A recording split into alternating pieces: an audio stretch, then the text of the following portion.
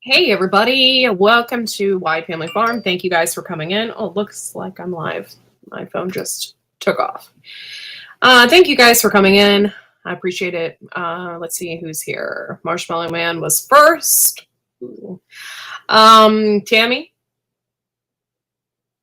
First, because the guest hosts and host don't count. Oh, sorry, I'm an airhead. I have to read things a couple of times before I understand. Hello, Skinner Farms. Josh, thanks for coming in. And, oh, look, Ginger Ninja, CG Jacobson. Thank you guys for coming in. I appreciate it. Okay, so I have Marshmallow Man up here. Oh, it's Kathy Bates. What's up, girl? Thanks, guys. So Marshmallow Man's right here. And so hopefully his internet, yeah, it might work. Yeah, that's what I'm talking about.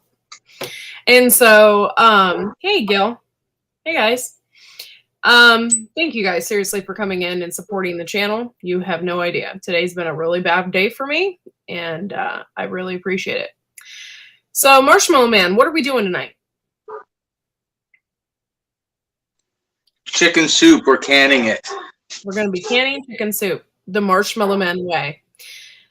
What exactly do you have going on? All right. I got my mason jars in the oven, sterilizing at 275. I've got my lids here in warm water. Then I got a bunch of vegetables and some chicken here. Whole bunch of chicken that I cut up earlier today. I cut up some fresh onions and some fresh carrots, but I'm going to be adding some dehydrated vegetables like broccoli, celery, and corn in there as well too. And in my black pot here, I got bone broth and some water, homemade bone broth.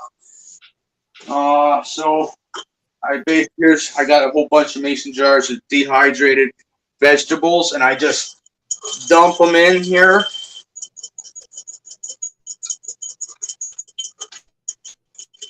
If they'll come out, yeah, there. Yeah. Now the thing is, with these dehydrated vegetables, I gotta let them soak up some water first, so it doesn't wreck the canning process. Okay. These vegetables were from like a year ago, right? Yeah. That I had extra from the garden. So they just it shouldn't take any more than like 5 minutes for them to absorb the water.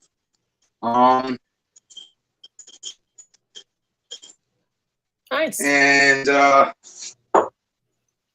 then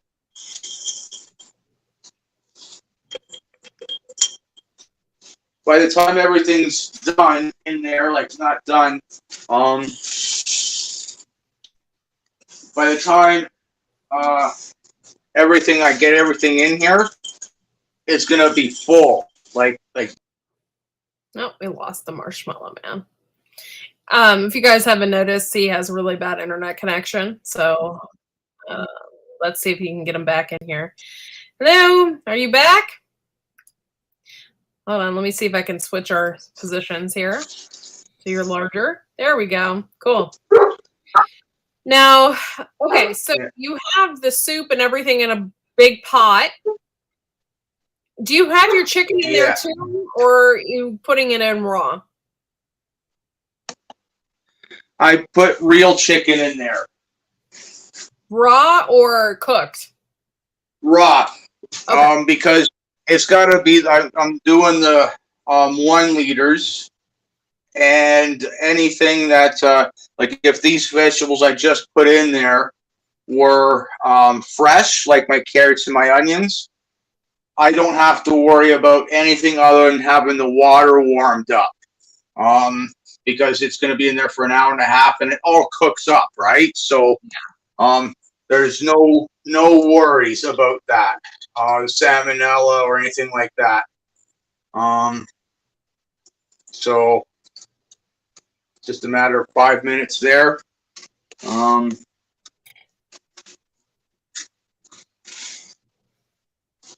Yeah. So any questions or anything like that, go ahead and ask. Now, are you going to be pressure canning this, or are you water bathing it? Pressure canning. Because it's like 4 or 5 hours or something like that, just in the water bather, and I don't want to be up all night.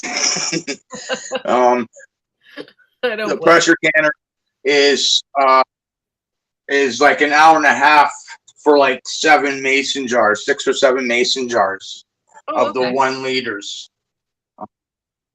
So that's pretty good, I'd say. Yeah. Okay. Get this up a bit here.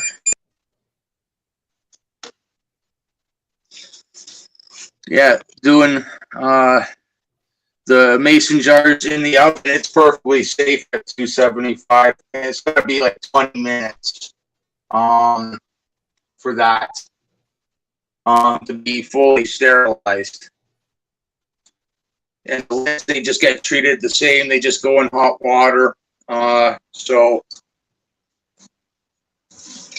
okay.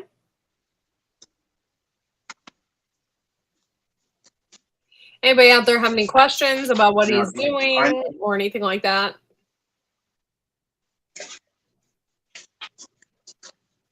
Looks like Gil's internet keeps dropping as well.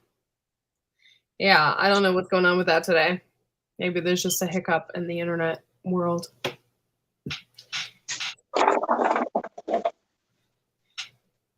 Yeah, I'm putting these carrots and onions just came out of the garden. Nice.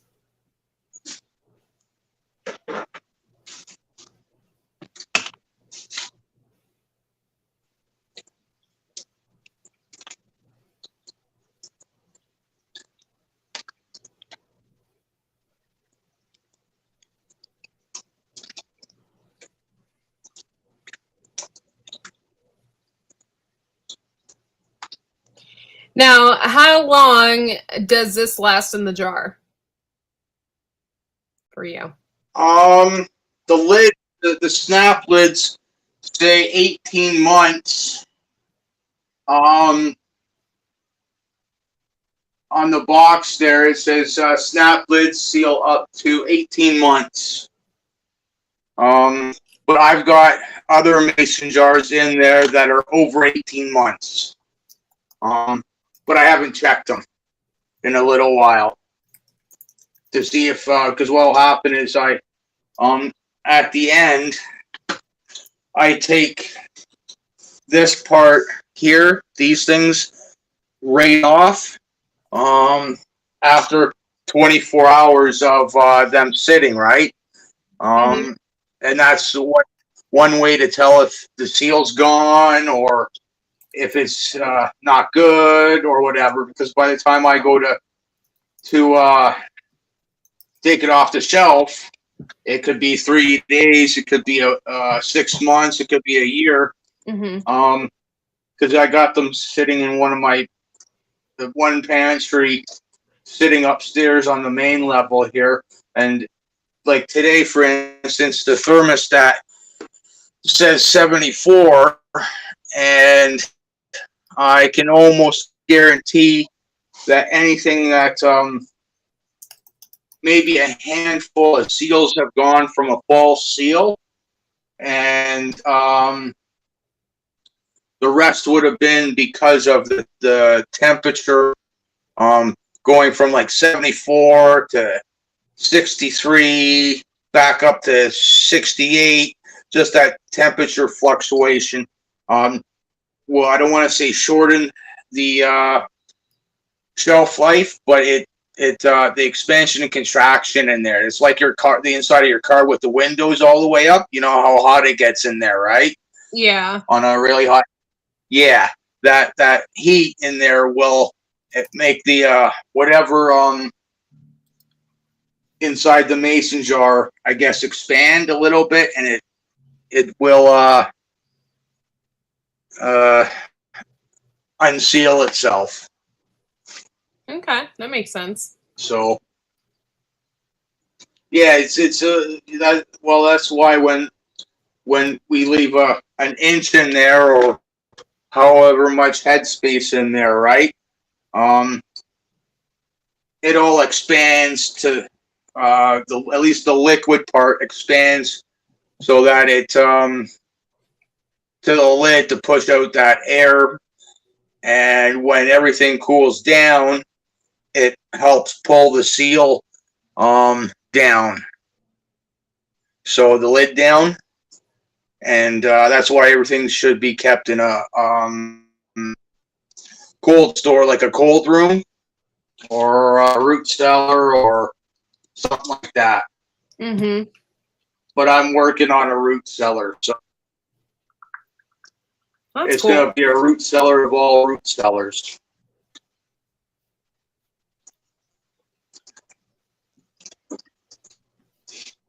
Okay, so how long does this process take in your pressure canner?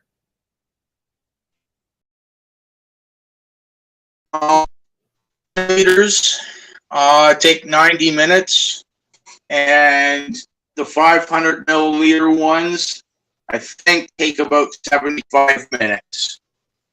I don't. I usually do it in the 1 liters. So I just concerned myself with the 1 liter processing time. But I can go and check, double check here. Let's see. Pressure can't say. No, that's the wrong one. Okay. Yeah. Quarts are 90 minutes and pints are 75 minutes. Okay. So today, like I always do it in the 1 liter one, so it's 90 minutes.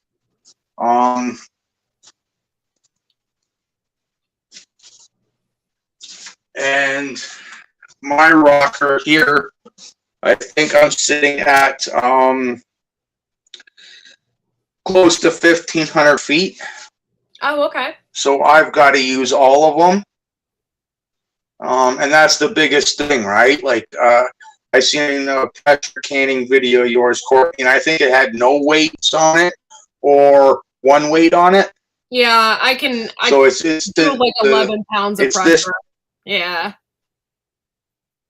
Yeah. Yeah, so that's probably it's like 1 weight. If I can get them off here. There we go.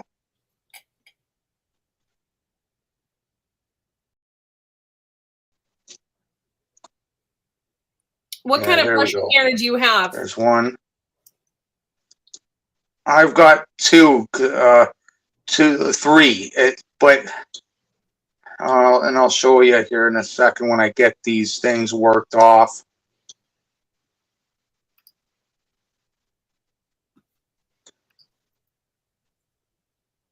There we go. All right. This here is the original weight. And then I've got 2 other ones here. I've got to use them all. Hmm.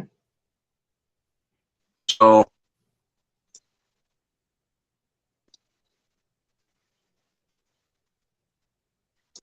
yeah, because I can't do it with just the thing itself because it won't because of the elevation, right? Some people have to use just the rocker thing with no weights on it because I think that's 5 pounds, and I think with the one weight it's 10 pounds, and all three are 15 pounds. Oh, okay. Yeah. Yeah, that's how mine is. And I that think I have the same weight device. yeah, and it is based upon your elevation, right? I think it's up to 500 feet. You can use just the rocker. Mm-hmm.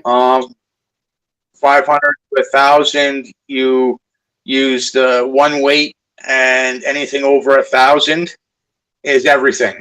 Yep. On the thing, right? That's correct.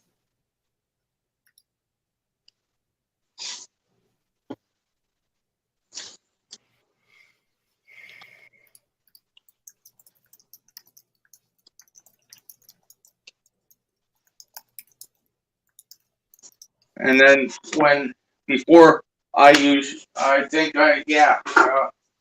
on my lid here, before I use it, this just regular normal oil, like vegetable oil, and I just take a couple of, like a little bit of it, not much, and it's put it on the underneath side where the rubber gasket is. Okay.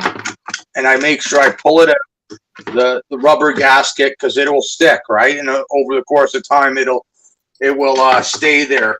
And I just make sure that this rubber gasket here gets a whole bunch of oil on it. Yeah. And I have the same. Prevent it from sticking. I have the same one, and yeah, I put canola oil or vegetable oil on it to oil my gasket. This is a different type of canner, guys. This is not an All-American. This is a Presto, and that's what they use. They use a gasket. And Ginger Ninja, thank you so much for your donation to my channel. Thank you. You have no idea. I really appreciate it. So yeah, that's really nice. Yeah, this canner, it doesn't have a pressure gauge, as you can see. It's just the rocker style on it.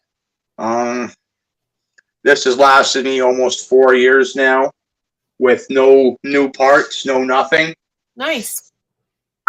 But I'm not using it unless if I'm canning soups like today, or chili or pasta sauce, right? It's sitting in the cupboard for the most part. Yeah.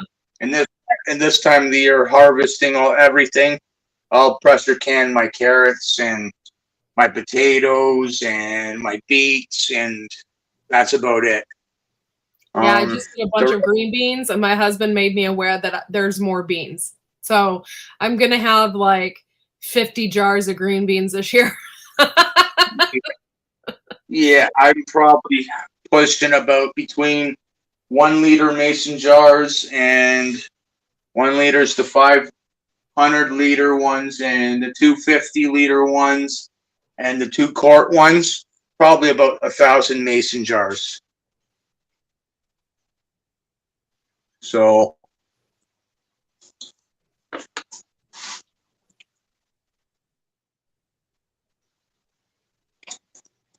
Nice. Do you guys have any questions? An All-American is completely different. They don't have, I think this is why they're a little more expensive, because you don't have to buy extra parts or anything like that for them. An All-American has like clamps on the outside to clamp the lid down, whereas a Presto has a gasket. They have a gasket, and you turn it and lock it into place, where an All-American is completely different. They both have the same yeah, concept, there's more. use the same amount of weight for your uh, thing, your steam at the top, and stuff like that. So, yeah. I'm sorry, Lewis. What were you saying? Yeah, there's marks on a mark here on the handles here, and on the pressure canner, and there's a mark on the lid so you can line up where it'll drop down before you turn it.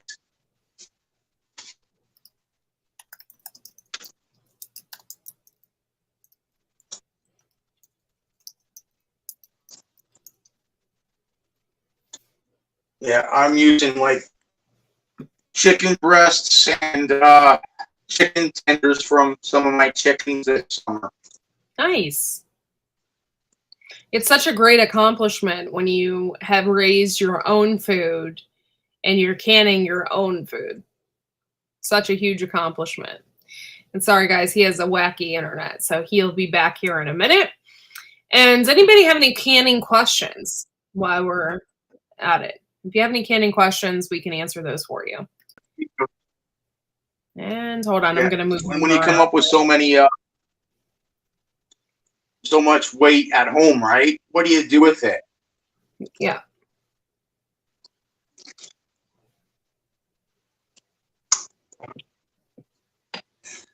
Give you guys a little look, see inside there. Oh, okay, cool. All right, it's all nice and like it's all chunky, right? Like better. Broccoli? Do you have broccoli in there? Yeah. Dude, I would totally do that. I love broccoli. It's awesome.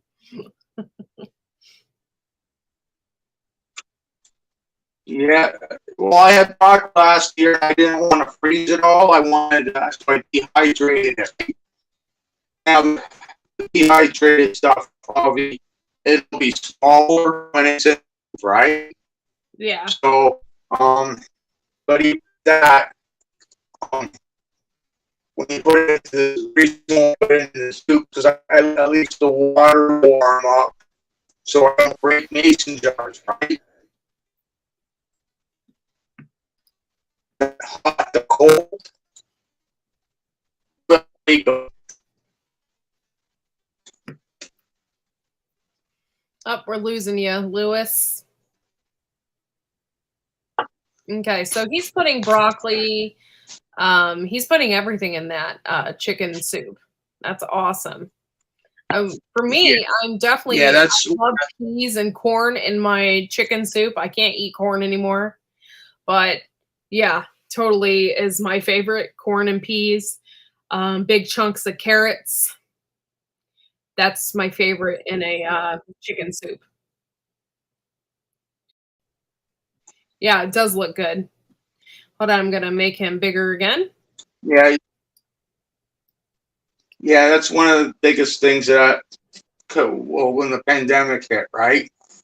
And I started making soups, was like, yeah, I can put just about anything in here that I want, kind of thing, right? Yeah. Like I won't personally, other canners might put pasta or rice in there, right? Mm-hmm. But I don't. And same thing with spices. Because they're too dry and they take too long to cook.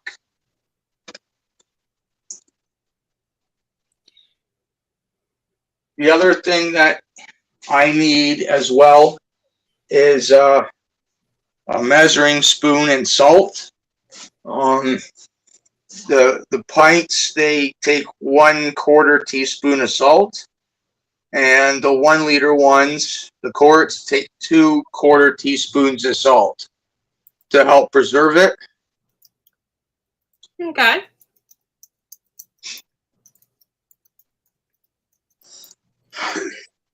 Give that a few minutes there.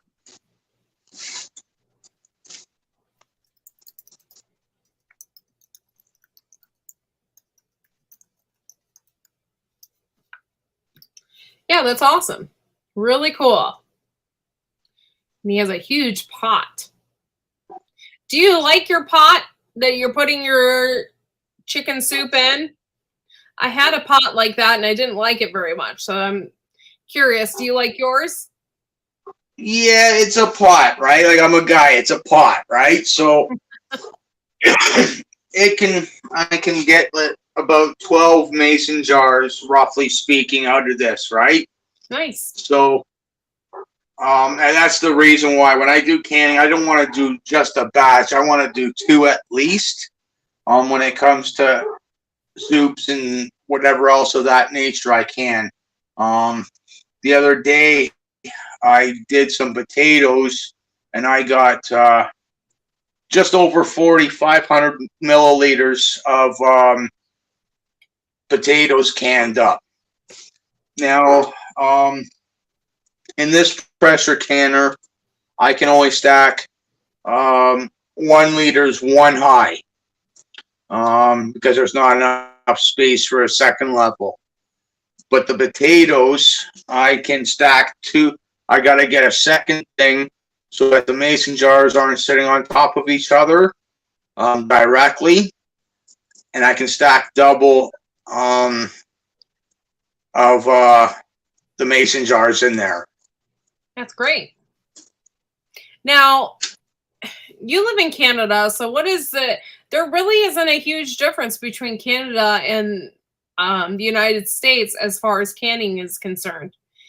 They're all the same rules. The only thing that's different is they use milliliters, liters, and we use gallons. We use a different measurement.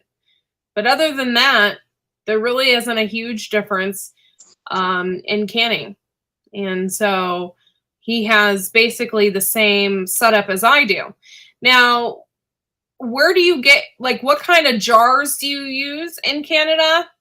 Like, do you still have access to things like we do, like Ball and stuff like that, or is it a different brand?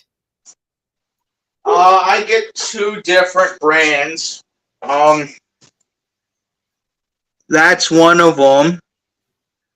Oh, I can't see. And Golden Harvest. Oh, and Golden Harvest. Okay. Yeah, I prefer the one I showed you on the cardboard box over Golden Harvest, only because I found that maybe it was my own doing, and I'd be standing here and maybe the water wasn't hot enough, but the glass jars would break a little bit, and I've had that happen 4 or 5 times. So I think it was just because the water wasn't. Yeah. Not they wouldn't shatter, they just break, right? And like as if they were in the canner, right? If they're touching the side on the canner. Yeah, that's not cool. I've seen that actually happen a lot with Ball jars recently, where people have just put them in and they just shatter. And it's a huge problem in the canning community. And so I am really lucky, and I was really into canning before the apocalypse. Okay. It wasn't the apocalypse that got me into canning, though.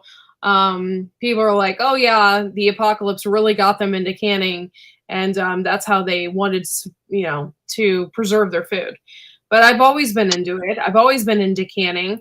And so I was real lucky and would like go to flea markets before and buy jars. And I bought like 2 or 3 cases of Atlas jars for like $10. So you could always buy like the older jars and stuff because, at flea markets and stuff, they like clean out so-and-so's house and, they sell everything at the flea market. So I've gotten some really awesome square Atlas jars from some. Yeah, I can get them too. It's just they're with the pasta sauce, right? And the lids, they're the screw off ones. Like this one here is the 650 milliliter ones, and I can it's got my like that, right? Yeah. I just don't use. I just use them for spices and herbs, right? Because it's got the this lid on it where it's the skinny one, right? Mm-hmm. The single one. Yeah. I don't. People do reuse those lids. I don't trust them because the rubber underneath them is not as good as the lid I got, which came with the mason jars. I've reused. Now, keep in mind, this is everybody's own comfortability. I reused my lids. The only time I replace them is when rust is starting to show up, or the rubber piece is too. It's either peels off, or it's too badly damaged. Yeah. One way, like, because what I'll do is when I go to take it off, okay, pretend this is a soup, right? So the lid's already off, and then I'll go like this, right? And then I'll get my nails underneath where the rubber and pop it off. So if my nails have wrecked it enough, I don't use it again. Yeah. I don't reuse my lids, and well, because I know some people, they don't really care, but for me, like psychologically, it takes me a lot to eat my food, and so if I reuse a lid, I probably wouldn't eat it, and it's just me. It's just me because I'm a weirdo. I've seen so many people reuse lids, and you can do that. It is not approved, but you can do that, and you can use them as long as there's no holes or real damage to them, and it saves you tons and tons. Yeah, that's the biggest thing. You might lose, like, depending on how many times you reuse them, you might lose the odd seal because of it. And if that happens, just toss the lid, right? You know what I mean? Yeah. And get the new one. Because it just means that there's a defect in the lid after using it that you probably didn't notice. But people can do that to like you don't feel comfortable using, so you get new lids, right? Yeah. Because you get at least the full guarantee of that comfortability to it. Yes, that's right, Kathy Bates. A lot of people don't want to take that chance. In Rebel Canners, and that's Tammy's chat, the Rebel Canners on Facebook, people reuse their lids all the time, and they use them if they're not damaged, and they have a specific way they can take them off, and they not damage them. But I can't not take that lid off for the life of me without damaging the lid. I do reuse my lids for things like pickles and stuff like that because I'm not pressure canning it or anything like that, so it doesn't really matter. So I will write an R on it for refrigerator, and I will save them if they're not too badly damaged. But right now I have such a surplus in superb lids that I am set for life. So, and I don't worry about it too much.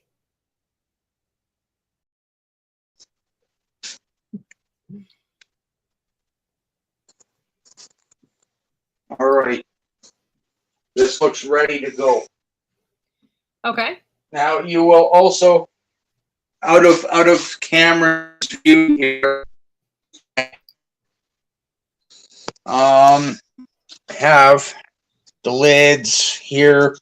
I got the salt, and I got vinegar here. Here. Vinegar, red. Because what I do, and I'll just show you on on one of these empty jars is I just wipe the very top of it, just to make sure that it's 100%. Well, I wouldn't say 100% clean, because I'll put the salt in, and everything else, right? I want to make sure all that stuff is off, and I got a reasonably clean surface.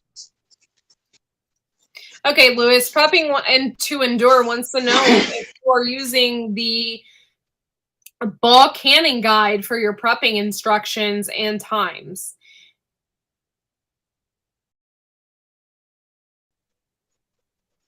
Yeah, this is everything I've done is has been done off the internet, and or I've been in the food industry throughout the years, from farming to packaging meat, like you see in the grocery mall, for 30 some years. So this is all just word of mouth. Like I had to do some research to it all, just to make sure of everything. And it's basically off the internet or YouTube. Yep. Tammy's given me a lot of advice. Now, there are some rules, like Tammy will say, there are some rules that you can play around with, but you cannot play around with your times for your meat and stuff like that. You mess around with that, and you will come up with a science experiment. So it's really important to follow those major rules.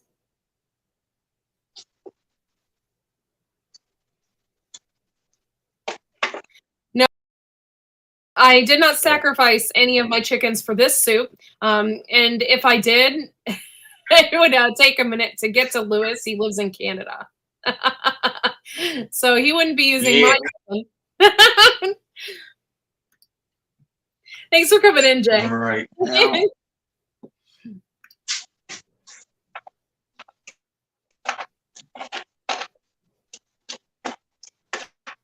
You can bacon. It is a rebel thing.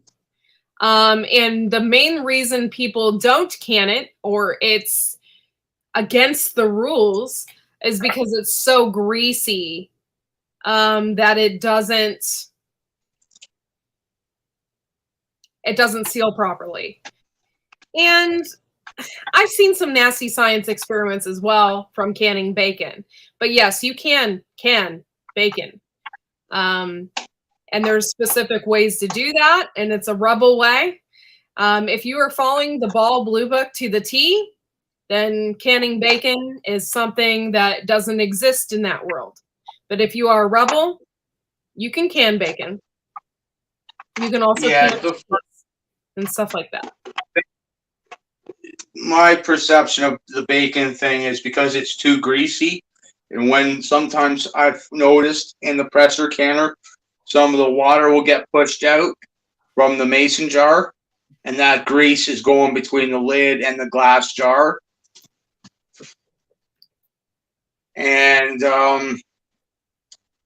that grease helps not loosen up the rubber, but will be a false seal. But it can be done. There's several ways that you can preserve bacon as well. And I don't feel the need to can it. I don't think it should be. I mean, if you want to can it, you can. But there's so many ways you can preserve bacon, dehydrate it, make bacon bits. There's so many different ways to preserve it that I don't think it's really all that necessary to can. But it's like most people say, and like the Rebel will say, it's your kitchen, it's your rules. Do what you feel comfortable doing. Yeah, I don't know about paper towels, but people are using wax paper in between the bacon. So yeah, I've seen that. I don't know about canning bacon, but I've heard that cured bacon can stay good for surprisingly long. Yeah, if it's cured, it stays for a really long time. And there's different ways to preserve bacon, like dehydrate it and stuff like that. So I don't really see the need to can it. I know like there are some hardcore canners out there that will just can it because they can. And so you'll see a lot of that as well. Has anyone ever dehydrated bacon before? I might have to try that. And I'm sure, yes, it would make it into like a beef jerky. And yes, you can dehydrate it and make bacon bits. That's what bacon bits are, is dehydrated bacon. And it usually can last in your cupboard forever. So, yeah, I'm sure you can check your books or check online to see about times and what you have to do. And my Excalibur 9 tray dehydrator, I can do beef jerky in it. So that's something to think about as well. Yeah, bacon jerky is really popular. We lost Lewis again. He'll come back here in a minute.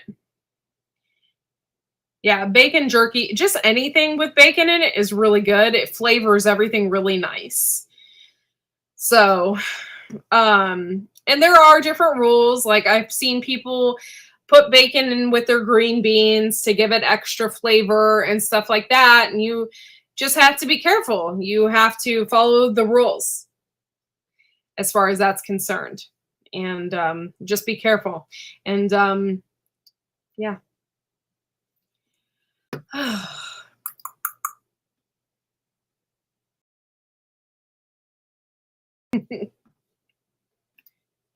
And I'm still waiting on Lewis here. Hopefully he comes back here in a minute.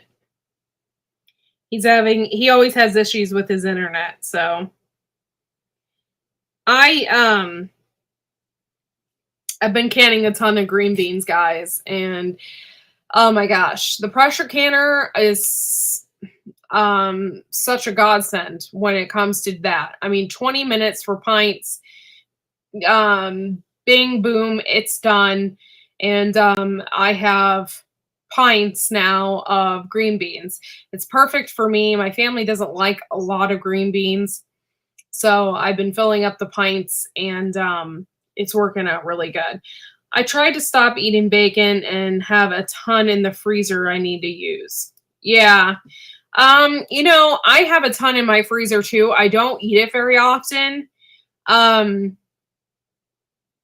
But it's one of those things, like on a Sunday morning, I will pop out some bacon or actually we have been eating it quite a bit.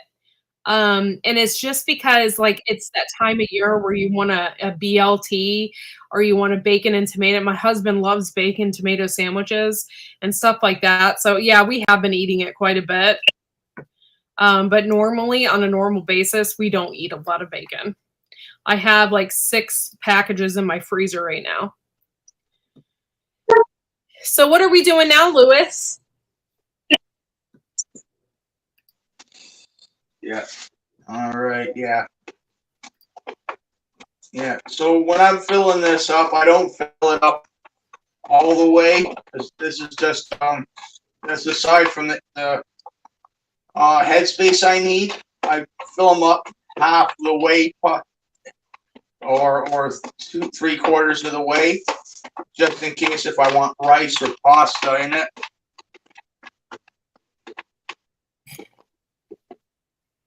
Yeah, with everything that you put in it, and then you if you add rice or pasta or whatever in that, oh my gosh, that's such a meal. that'd be really good. Because you put a lot of vegetables in your chicken soup.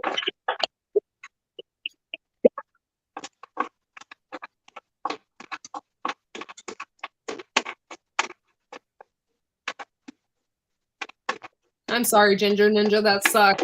I try not to watch anything like that. I get grossed out very easily, and so I try not to watch anything on the internet as involving my food. About how full up.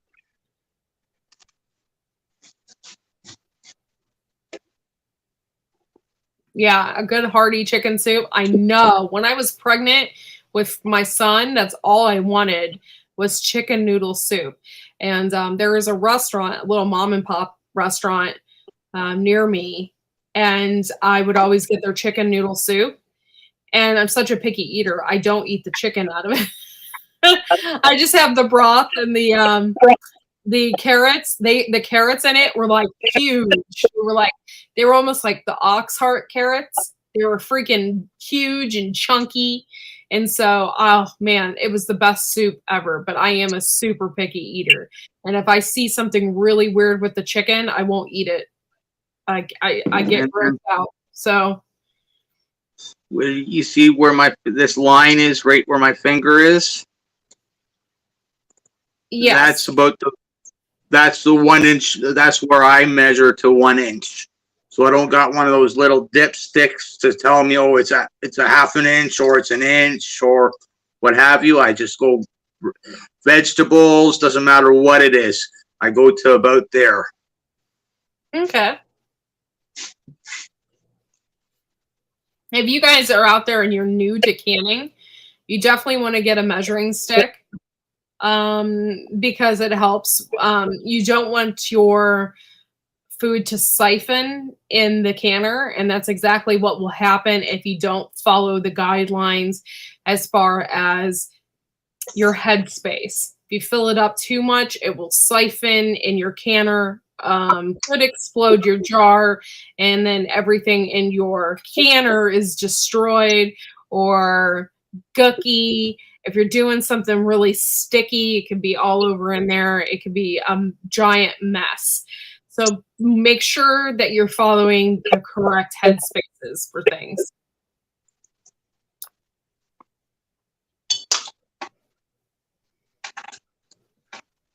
Yeah, milk grosses me out sometimes too, Ginger Ninja. I feel you, girl. There are some things I just cannot do. So I understand.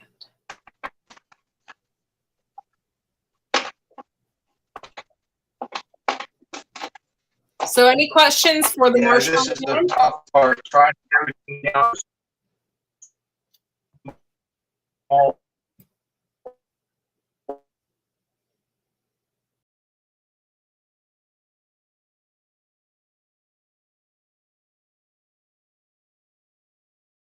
Yep, I think we lost him again.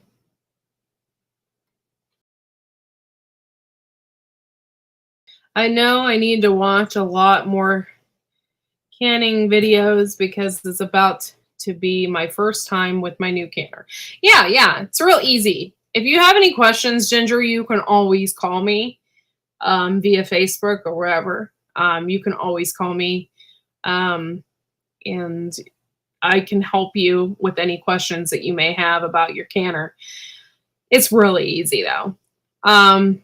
You get a lot of people on YouTube that overcomplicate it. And honestly, that at first, when I first got my canner, I was like, what in the hell are these people talking about? Like, it wasn't registering because of the way they were teaching it. It made it sound like it was so complicated, but it's not. It's so easy. And I watched, several people, but this one guy really explained it really well. And, did it like straight to the point. There was no in between. And it was so easy. And I was like, man, like people make it sound like it's so dangerous, like it's gonna explode in your face, or it's impossible. It's impossible. Here we go again. He is back. Thank you. I don't know why, because I've been around it my whole life. Yeah. And your canner is not going to explode. If you do it right and you have it tight in, and especially with the Presto, there is a safety seal on there. You cannot lift the lid at all. That's safety stance until that seal is popped down. And then it also has a seal in the back as well. If the pressure gets too high in your canner, that little rubber gasket will pop out and let all the steam out. So it's never going to explode. It's not going to make its way to the ceiling. It's not going to destroy your stove from exploding or anything like that. Hello, Howie. Thank you for coming in, honey. Appreciate you. But yeah. So don't think that anything like that will happen. So Lewis is frozen. I don't know. I don't know what happened to Lewis. He's still there, but he's not there. It's weird. Okay. Woo. There we go. Now he's off completely. Thank you guys for coming in and supporting my channel. You have no idea what that means to me. And I really appreciate it. So Lewis is making chicken soup, and he is filling his jars as we speak.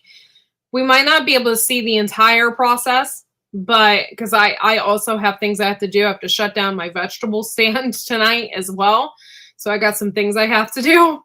But yeah, so you guys kind of get the gist. Is there any questions that you have for me at all? I am doing compost tea on the 500-pound pumpkin. I covered the vine with soil. That's awesome. That is awesome. My Boston Marrow squash this year has been insane. And I've gotten some really, really huge squash this year. The first one was 32. The second one was 25. And then this last one was 27 pounds. So we've gotten a ton of squash this year. I'm excited to cook with it. See what it tastes like.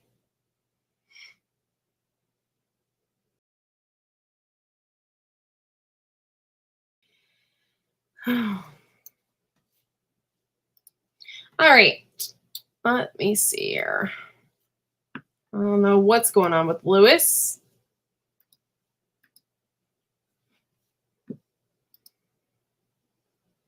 I have been eating squash for a month. Oh, Lord. Yeah, I don't know if I could eat squash for a month. Every once in a while, yes. No, not for a month. I think I would die. Oh, I'm sorry. Yeah, for me, I just had to get over the hump. In the beginning, I had bugs everywhere. Once I sprayed the surround and did the biochar and did all that, I had to do it a couple of times. Then somehow after the 4th of July, I don't see hardly any bugs anymore. I don't know if they've disappeared or if they're not out anymore or what's going on with that. But I'll see a squash bug, but it's very few and far in between. And I'm not seeing a whole lot of bug pressure right now. Oh, baked in the oven or on the Barbie. That sounds really good. Yeah, biochar, I believe it really works. Yeah. I still have a half a bag in there. So I'm excited. I'm excited for the future of my garden as well. So yeah. But yeah, you just have to stay on it from the very beginning. I think it's harder when you live in the South too, because you guys get bug pressure really fast because it's so hot and everything just happens so fast. So you have to stay on it from the very, very, very beginning and just use the surround, you use the biochar, use the garlic spray. Someone told me to use peppermint oil. I use some of that. And I basically, though I do have some bug damage, for the most part, I still got an awesome harvest. So it's working out really good. I had so many cucumbers this year, and I didn't think I was going to get any. So Yes. Now I have some bird houses, but I put the bird feeder next to the garden, and we fill it up with seeds and whatnot. And right now I have golden finches in my garden as well, and they're just, you can just tell, like, I got bugs in, or birds in there that are just eating the bugs. They're just having a heyday. So I think that helped too.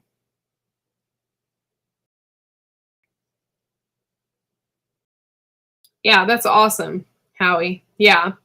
Um, I used biochar and it helped. I'm not saying that it got rid of the bugs. I still had bug pressure, and it's still the bugs still destroyed some things. Cucumbers, and some of my squash and pumpkins are seeing the damage from that. A little bit of my zucchini is seeing the damage from that, but for the most part, I was able to gather a really big harvest from all of that. So um, I'm really, really, really pleased. And if you check out my video that I did earlier, I just planted a bunch of carrots.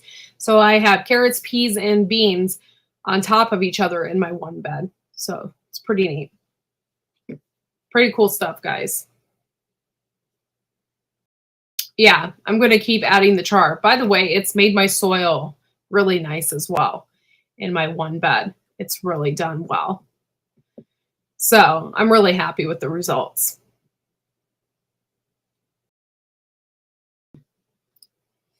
The golden finches here only eating my sunflower seeds. There are so many. Aw, yeah, they're eating my sunflowers too, little jerks. But I welcome them. I think they're so pretty, and yeah, but yeah, they're eating my sunflowers. It's okay. Next year, I'll probably have twice as many sunflowers. I had so many this year, and I have a bunch still that haven't bloomed, and they're down by the road. I plant sunflowers down by the road every year, and so I have a whole row that hasn't bloomed yet. Hopefully, they do soon.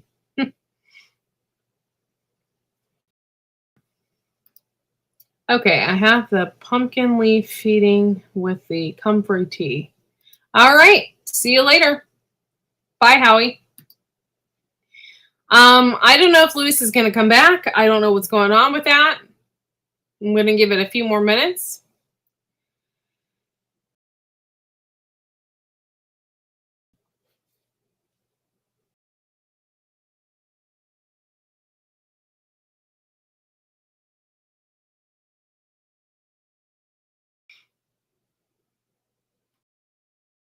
I just got super tired all of a sudden. I've been on the go all day, guys.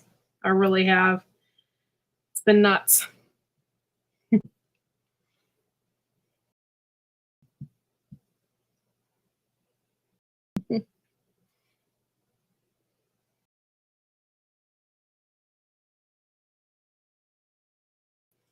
All right, guys. And I've been on for almost an hour.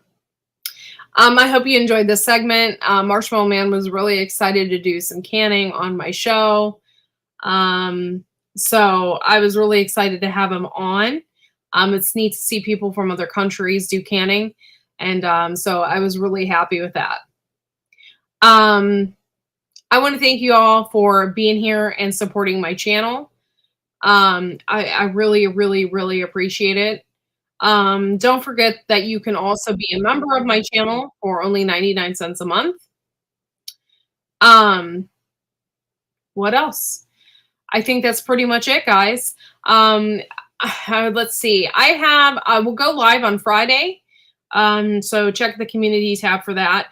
I will probably have a new schedule as well coming up. My son's school has completely threw me for a loop, so it's gonna be an interesting year. Here is he back? Oh. And I think we lost him again. Oh, what the heck? All right. I don't know what's going on, but I want to thank you all for coming in. I'm going to go ahead and end the chat. I got some stuff I have to do before I go to bed, and I have to shut down my vegetable stand. Thank you all for coming in. Hopefully Lewis can show us some pictures of his cans and stuff like that. So we'll see you all later, and I hope you have a great evening. And hopefully you learned something here today. So have a good one. Bye, y'all.